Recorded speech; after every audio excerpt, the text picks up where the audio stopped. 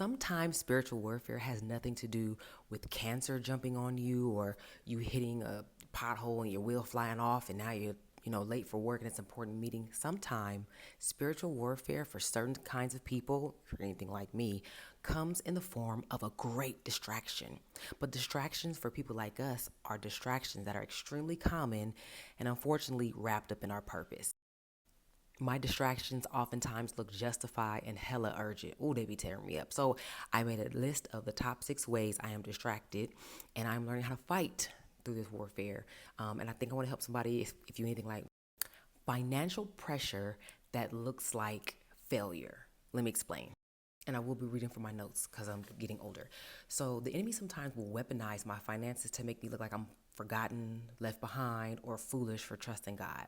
The distraction is not just about the money, okay? Because I am a mother of 4, a wife. Like we know budgets be budgeting sometime, but it would be like an emotional drain, an emotional heaviness. And then the temptation of hustling harder comes, knocks me in the head. And then I start to doubt my calling because the provision from the said calling up here ain't manifested. And this is how I can tell it's warfare for me. I'll start Googling or looking up side hustles. Now, as somebody who can bake and cook, I make soap, I sew. I'll be like, let me just see how many bags would I have to sew to make enough money to cover the car note. I slowly had to start unpacking and realizing, now I know I'm working on my budgeting, right? My husband and I, we're writing everything down. We've cut a lot back, but sometimes I have to make, a dollar out of 15 cents. But it is the narrative behind those moments that start to cripple my husband and I. And sometimes like I'll be built up in the spirit and he'll be like, babe, pray for me. I'm having a hard day. And I already know like those thoughts about him being a provider and him feeling alone or him feeling like he's not doing enough is circling in his head. And then a month later it's back on me. And this sometimes leads to warfare, distraction number 2. Sometimes a family a relationship, if you have a roommate, a friendship, especially in marriages, you start to feel a little bit of discouragement, now bitterness, and now you singing, what kind of man would I be? Because you feel discontentment with your spouse. You say you feel discontentment. So now we're in the car doing our thing, going to work, and you start to feel like maybe you're doing a little bit more than your spouse. Or you start thinking like, dang, did I make the right decision to get married? What about the person I got married to? What about how we got married? Here's the real distraction. When you start to look at other relationships, especially if you're scrolling on this app and you start comparing leadership styles. Well, that husband leads like this in his house. Well, that lady over there, they probably does because she in position. She doing the right thing. And now you're comparing and envying essentially other relationships. And this leads me to number 3 in no particular order.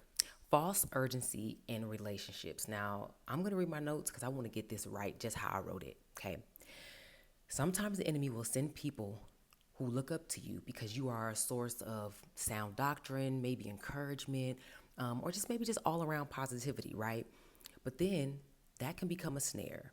The enemy will try to overextend your nurturing side, sending people to me who really are draining me underneath the guise, right, of needing me, needing help, right? This is subtle because it feels like ministry or friendship, but it really pulls me off course. Sometimes it can be helping people who never gonna change, pouring into others while my own cup is empty. I'm learning how to get over that. But the last one, getting caught up in their spiritual warfare instead of staying focused on my assignment. And this one is sad because now that I'm older and I'm able to put up boundaries that I abide by, when I see it in other people, it breaks my heart because I'll hear them say, oh, my cousin, and blah, blah, blah, blah, and I gotta go. I'll be like, why? Well, that's family, because you know family. Nah, I'll be like, I don't know. And that leads me to number 4, mental and emotional exhaustion dressed up as purpose. This one is big.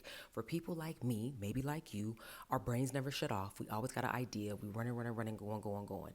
People like us who know that God got something for us, purpose filled, this is where we get in trouble. Because our minds don't shut off and it keeps running and running and running.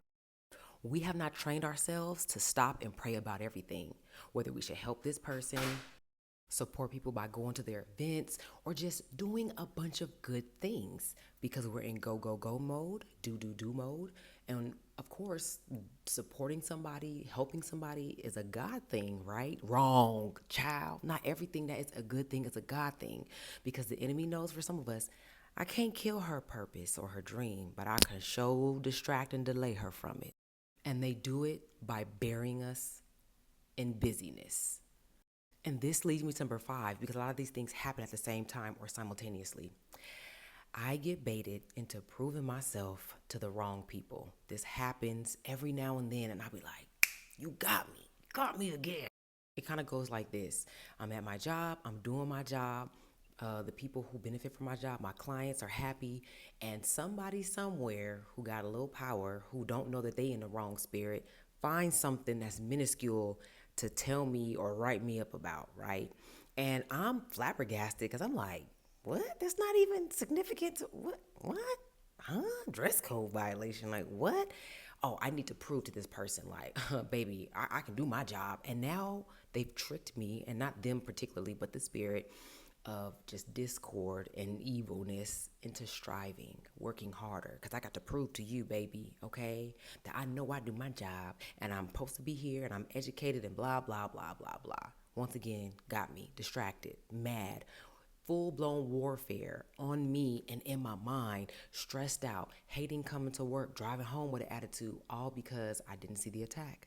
Let me put it in terms because I want some of y'all to understand what it looks like or sounds like. You say yes to opportunities that are not aligned to your purpose just to prove, baby, you can do it. Over explaining your worth, over explaining your credentials, creating content for validation instead of obedience. This is a big one. That's why we got so much noise on this app right now, because we are doing stuff from a place, okay, of selfishness, but at the same time, not even realizing, man, we got baited into this. You saw something else and was like, that person's wrong. Or you think it's gonna get you to a certain place or purpose, but the Holy Spirit said, be still and know. And now you trying to do this as a hustle because you trying to build your thing so you can get some money because of TikTok. Y'all, go to dad, have a prayer, check in, because some of us is out of alignment, and it was all part of the enemy's plot to get you distracted off of the progress you've probably been making these last couple of months or even years. And I'm gonna be transparent and tell you, if you lasted this long, this is one that I'm working on now. I suffer from a lot of bitterness from injustices, things that happened when I was a little girl to things that happened last month from my corporate office. And the enemy knows that, like, I'm not so much focused on just that one attack. I'm focused on carrying it from that point. And it's stressing me out and it's upsetting me. And he's like, she still think about it. She ain't let it go. She ain't really gave it. She ain't put on no altar. She ain't did nothing. She's still carrying it. I got her. Now that you know, I'm going to give you one last tip. Distraction doesn't always feel like destruction for me. Sometimes it feels like responsibility for me, hustle for me, favor for me, but it's always going to be out of alignment. Kat, remember, you have grown enough now that the devil cannot just knock you off your temptation. He has to wear you down emotionally and spiritually and mentally, sometimes through people that are closest to you or your job. So remember, even in that, he's predictable. You know how it's going to come. So that's my journal entry. I'm going to make it a Bible study. Go to catbrancher.com. If you're seeing this and it's after July 23rd, then it's probably up. So I love you. I hope this bless somebody. If you lasted this long, drop a comment, reply. What's your distraction? What's your warfare? Or if you want to make a video about something next, drop the topic. I love y'all. Hope this blesses somebody. Bye.